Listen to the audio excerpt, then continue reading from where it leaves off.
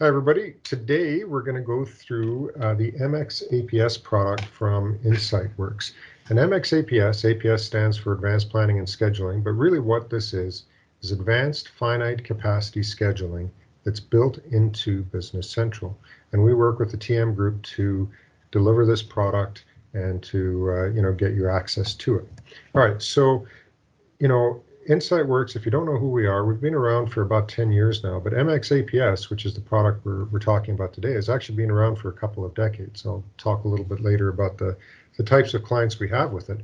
We've only recently now moved that right into Business Central. So instead of having a standalone scheduling solution or something like that, we now have an integrated version of MXAPS right within Business Central, which is pretty huge, actually.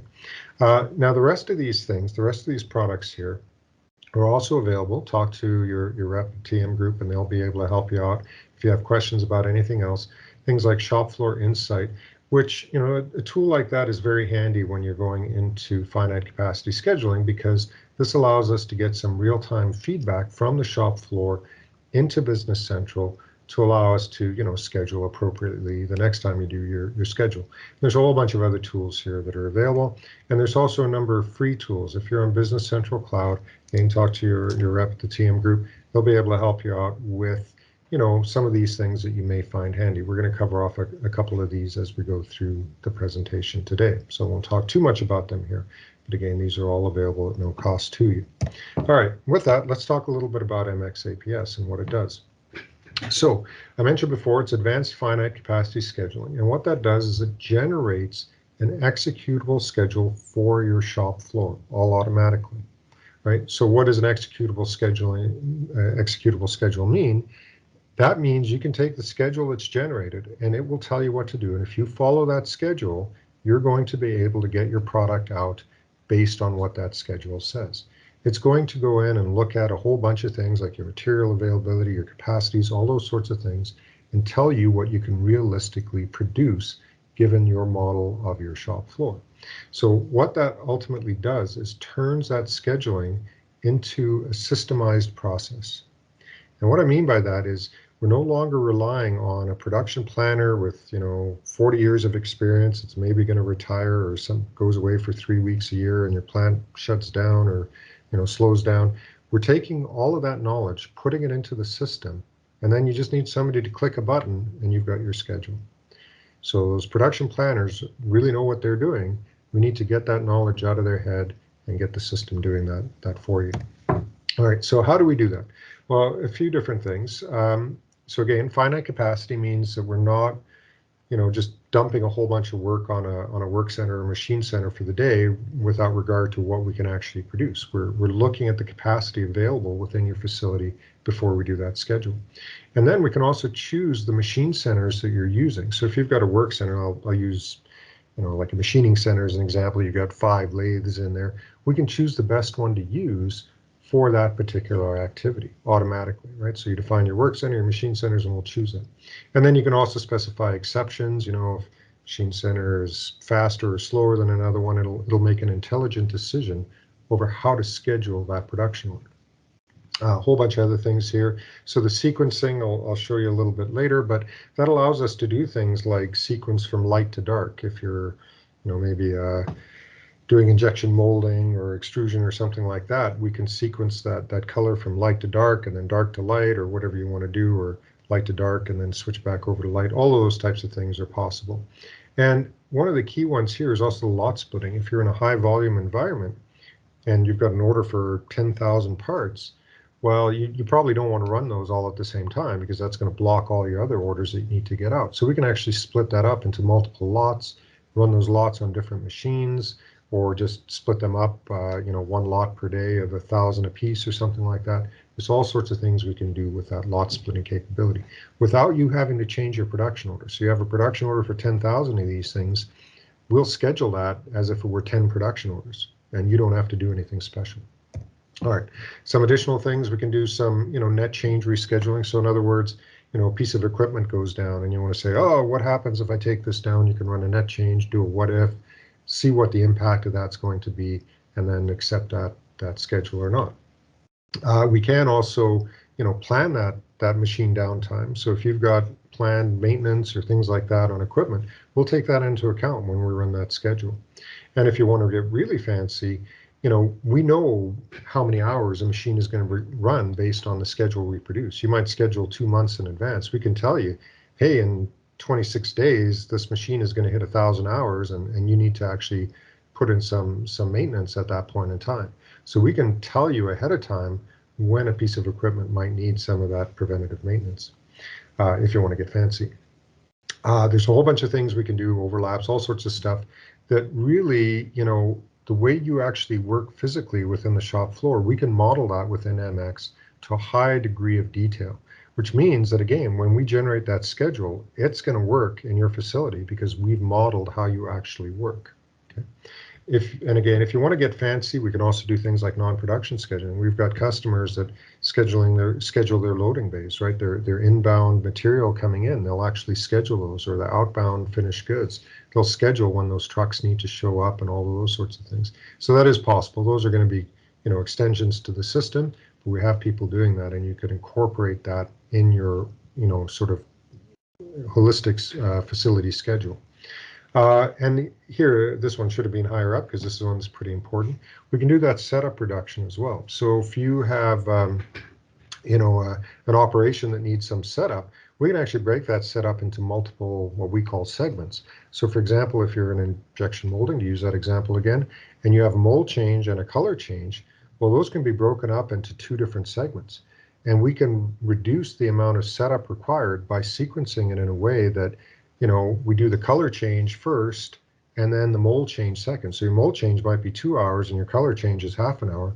Well, we can keep that same mold, so we have a limited setup and only do the mold changeover when it's absolutely required. So at any rate, we can reduce that setup, we can eliminate setup, and we can do partial setup minimization as well.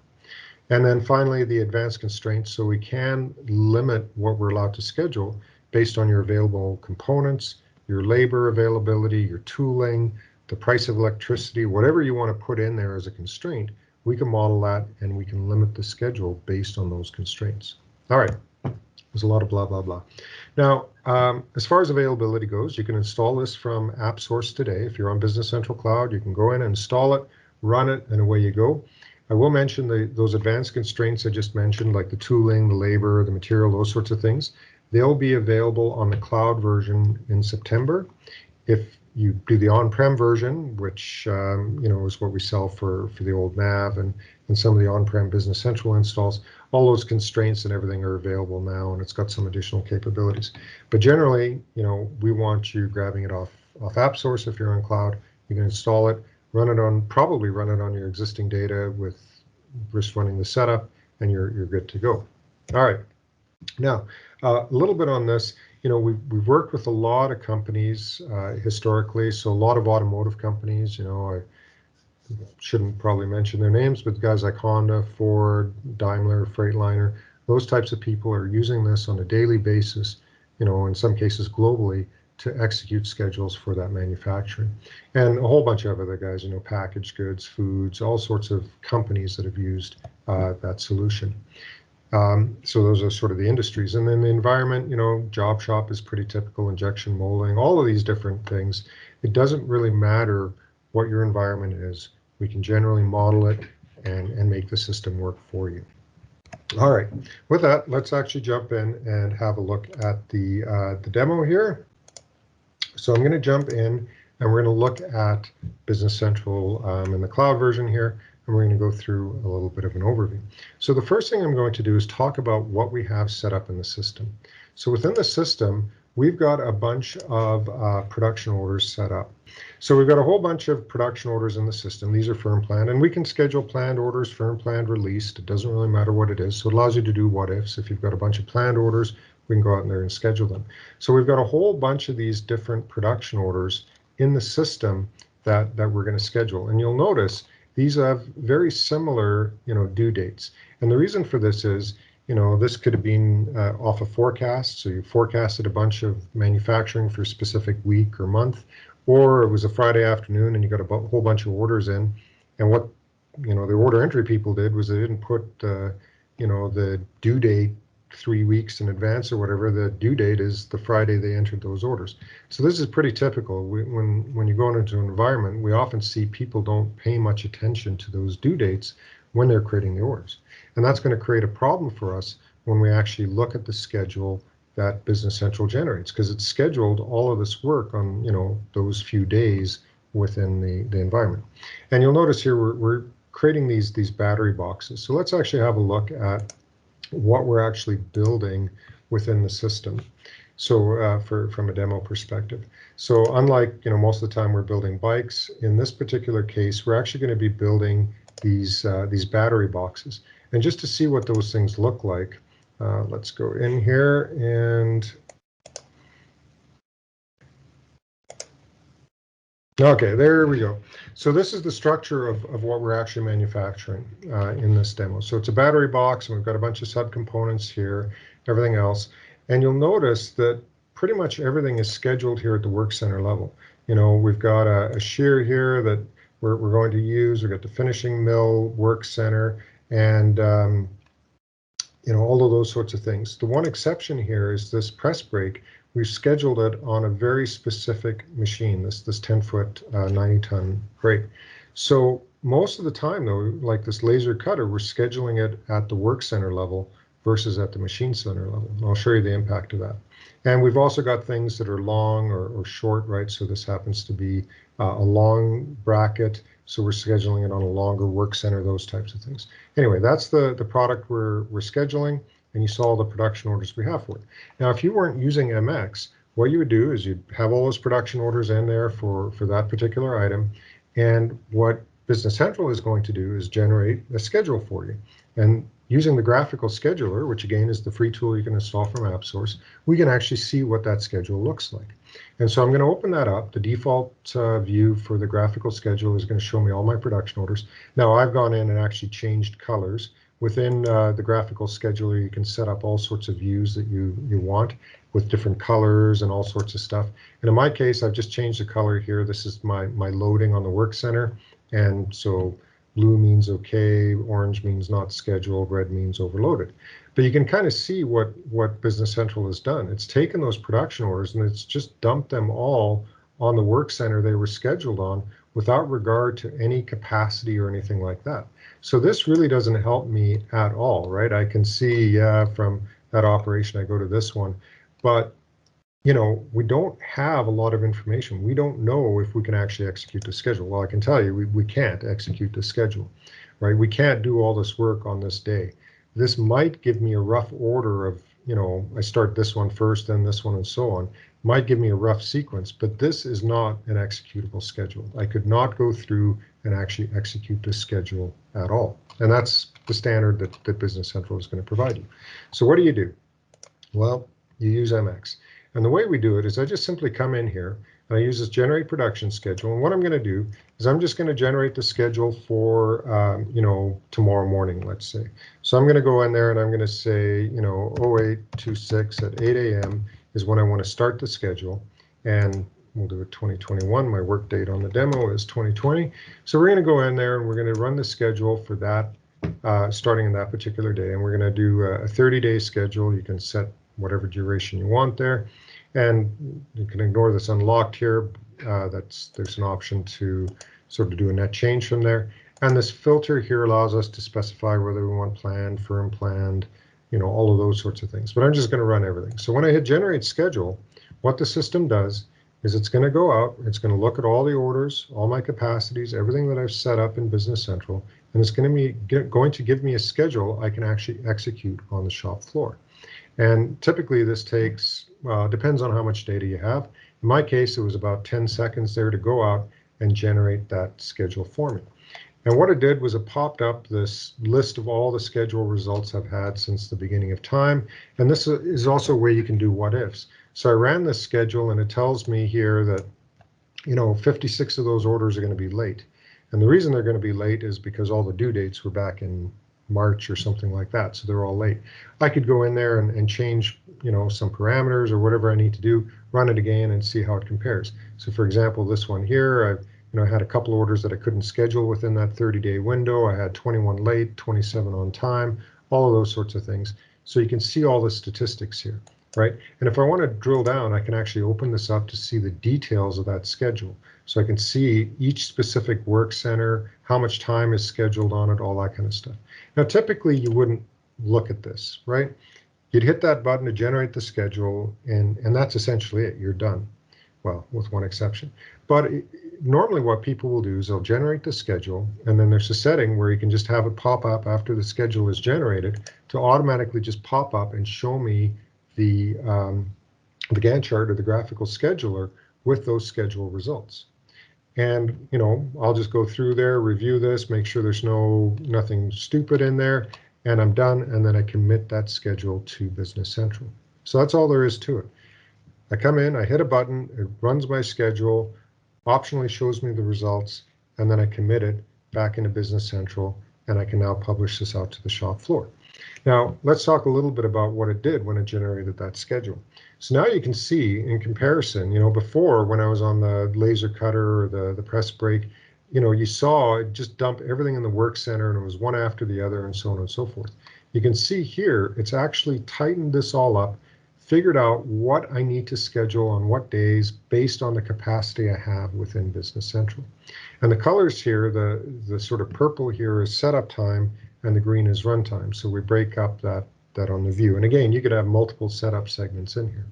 And so let's have a look at this here on this laser cutter. So, you know, on the laser cutter, we've got, you know, this particular one, and it ran this cut on this. And it scheduled it out onto this 10-foot press brake as the next thing. And it chose this particular one for any number of reasons. Likely this is faster or it's less costly or something like that. So it chose that particular machine center to use, and it scheduled it on there. Now, the problem is this guy above it, right? If we come up here, so let me scroll up. If we come up here, you'll notice this is a long version of that bracket. That long version of the bracket can only run on this 10-foot press. So when I choose that, but you'll notice when this thing ends, that 10-foot press brake is in use. So what's it supposed to do? Well, what it did, if we scroll up, it actually scheduled that on the 120 ton.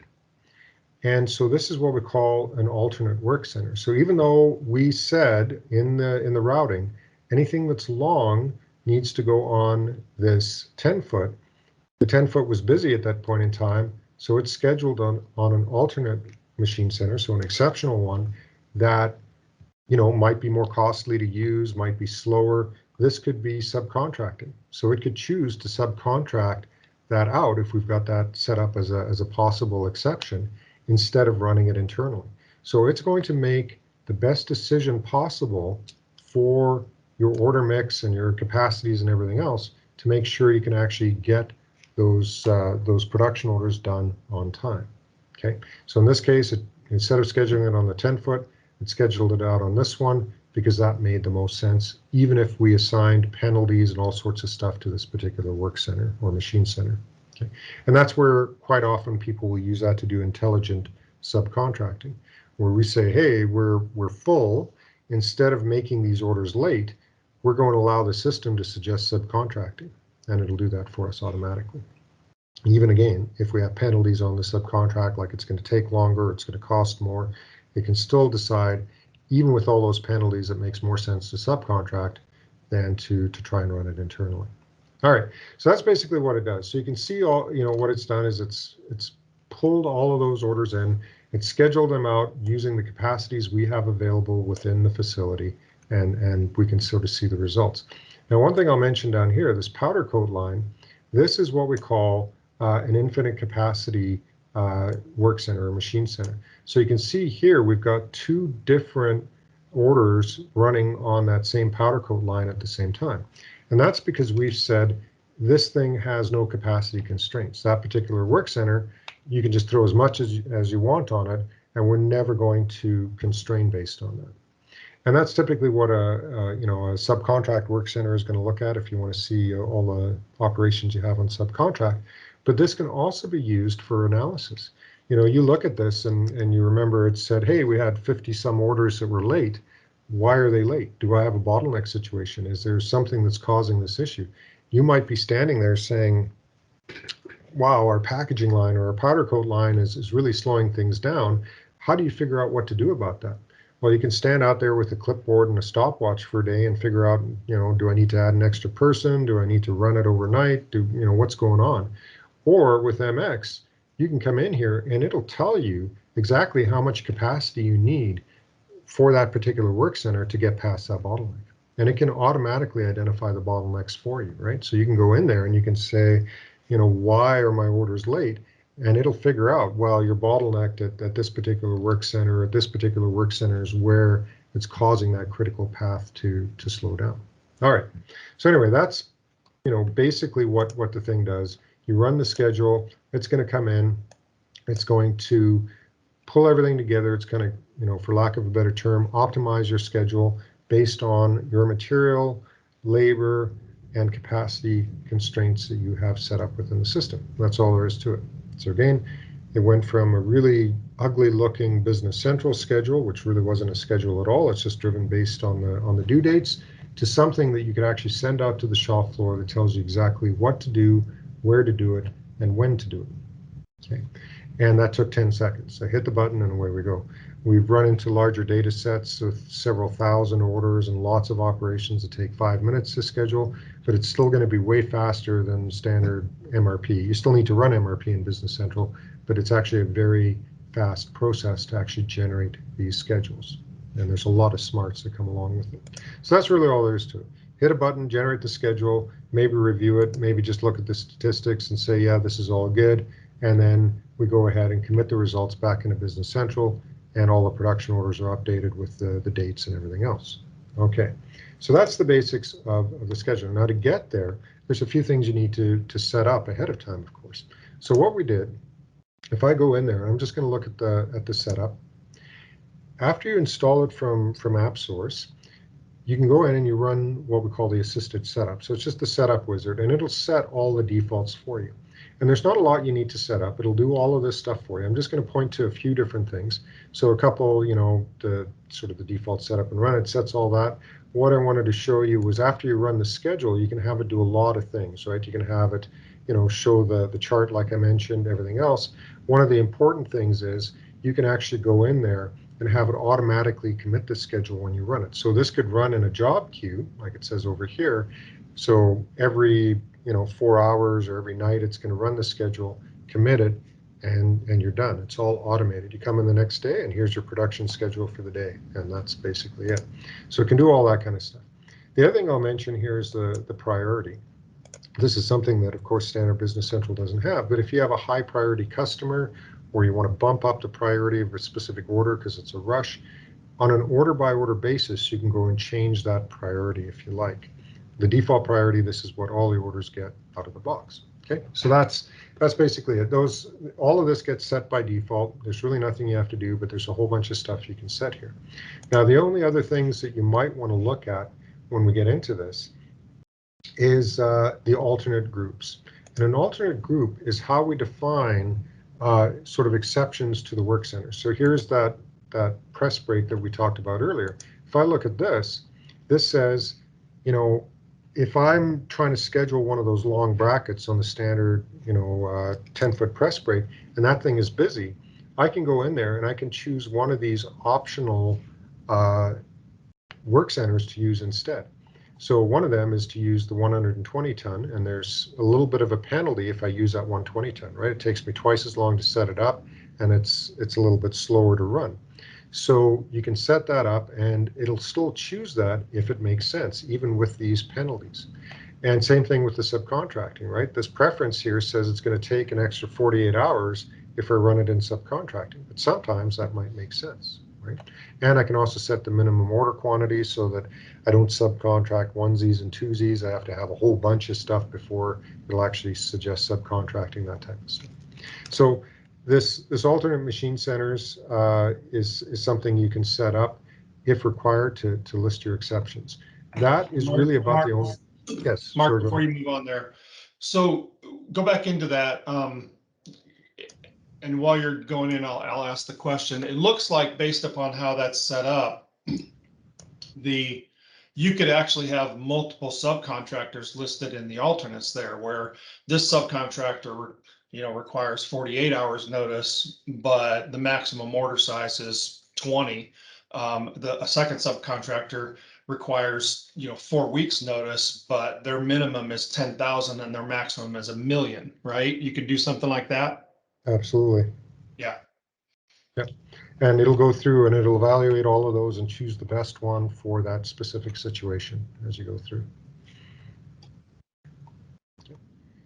And that's really all the setup typically that you need to do. Like there's really no setup here after you run the assisted setup. It's all of this is set up by default, but you can come in and change it.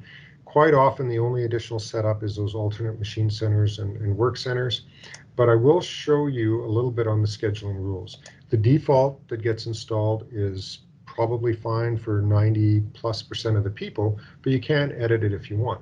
And what we mean by a scheduling rule, and by the way, you can assign a scheduling rule to different production cells. So if you're using cellular manufacturing, you can have different rules per cell, that sort of thing.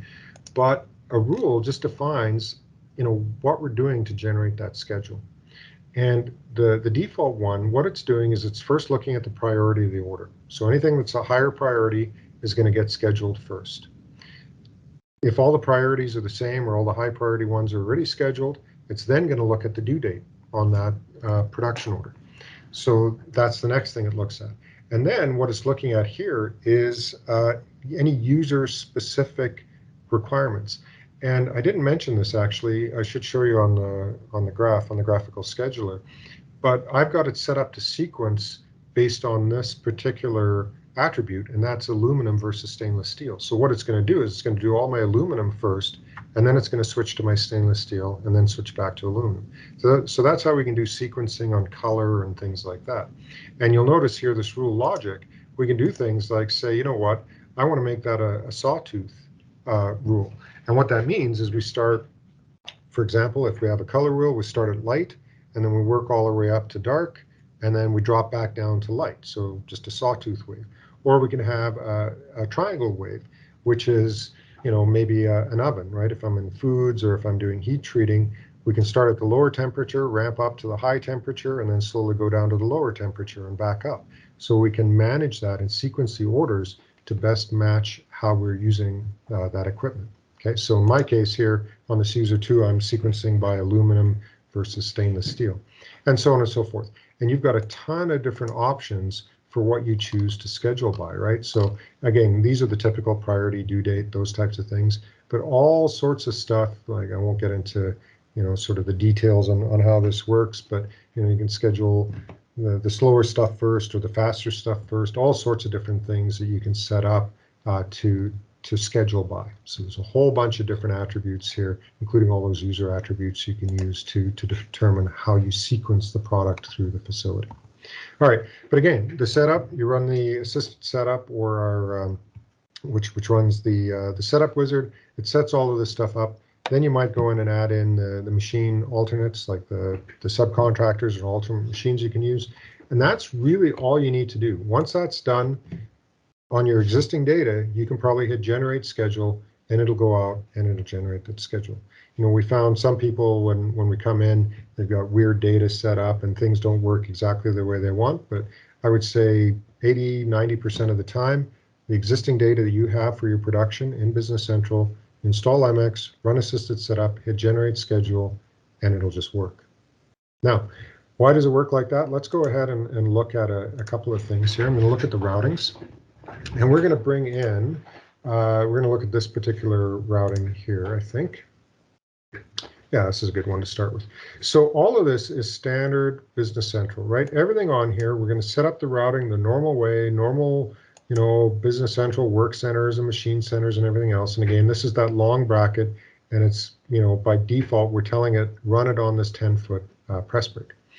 And all of this is standard. And starting about here is where we start looking at the additional stuff that MX adds. And one of them is this alternate group number. And this is the example here where, yeah, by default, we always want to run it on that 10-foot.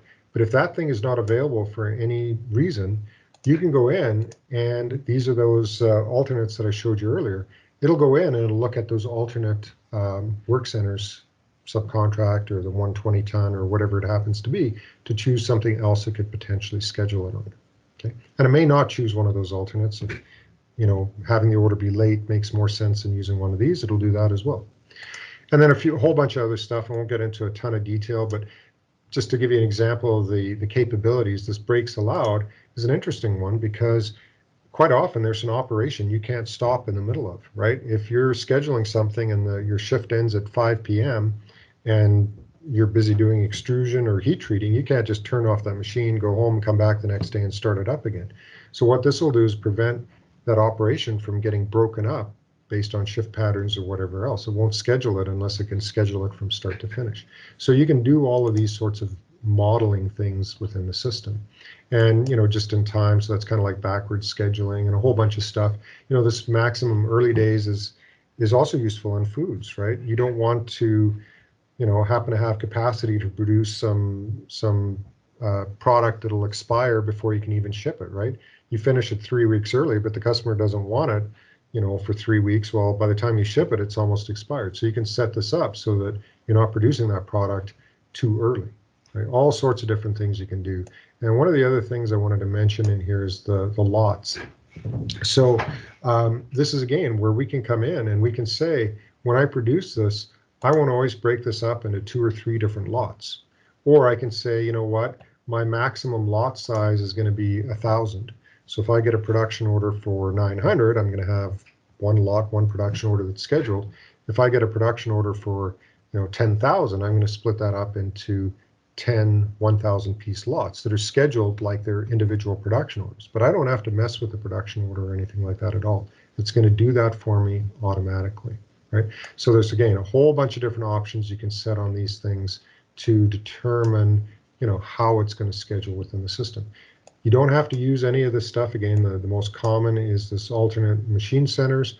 And, you know, quite often the lots, if you have a really high volume type environment where you don't want to tie up, you know, one machine on one order for a week, you want to maybe get some smaller orders mixed into that as well. That's where you'd use lots. But that's really it. I mean, there's not a ton of setup, and we get all of those capabilities available from within Business Central and MXAPS. All right, so that's it. Again, install it with your existing production order data. You should be able to go in, run the assisted setup, run generate schedule, and you'll get a valid production schedule you can actually execute. Really, anybody that's doing manufacturing needs this thing, right? It's crazy to have a, you know, graphical scheduler that we offer for free, so there's some value in that, but who wants to sit there dragging and dropping stuff around to manage their schedule? Nobody wants to do that. You don't want to do that. That's taking you hours of time. You plug in MXAPS, you hit a button, and you've got your schedule. That's what you want. And the other benefits of that, beyond just not having to sit there for hours staring at a chart, is, you know, increasing the throughput. We're optimizing, again, for lack of a better term, we're optimizing that schedule, improving your throughput, making sure you get everything done as early as possible. And that will help you reduce your labor. You're not going to have people wandering around looking for stuff to do. They've got a set schedule, do this, and you're done. All sorts of stuff. I'm not going to go through these in any level of detail on a point-by-point basis, but I will mention the WIP as well is a big one. We've had customers that have reduced their finished goods and WIP inventories dramatically because they can do just-in-time scheduling. They know when this thing is going to be done. They can schedule it. They can schedule the inbound material way more accurately, and you're not going to have that WIP. What I often see when we're going to a manufacturing environment is, you know, there's WIP all over the floor. And the reason for that is they don't have a good schedule, right? They started this job and then it goes on to the next activity and they're not ready for it because they're doing it out of sequence or they've chosen to just pick up something to work on, those sorts of things. They're not following a schedule and they're generating a ton of WIP that's sitting around, confusing them, costing you a ton of time, everything else. You need a good schedule to be able to manage that. Yeah, and a whole bunch of other things. I won't get into this in a lot of detail. But feel free to ask us for, you know, any additional information on how people have saved money on their freight costs and all sorts of stuff as well using scheduling. All right, if you have any additional questions, again, mentioned a few times, contact TM Group. They'll be able to help you out. Or you can go to our website or the schedulingfordynamics.com to get more detail on that. All right, that's all I wanted to cover today. Any questions on there, Kevin? Anything that I didn't cover that you maybe wanted me to go over? Nothing that I wanted you to cover. Outstanding. Mark, thank you very much for your time. Thanks, everyone. All right, Thank thanks, you. everyone. You guys. Bye-bye. Bye.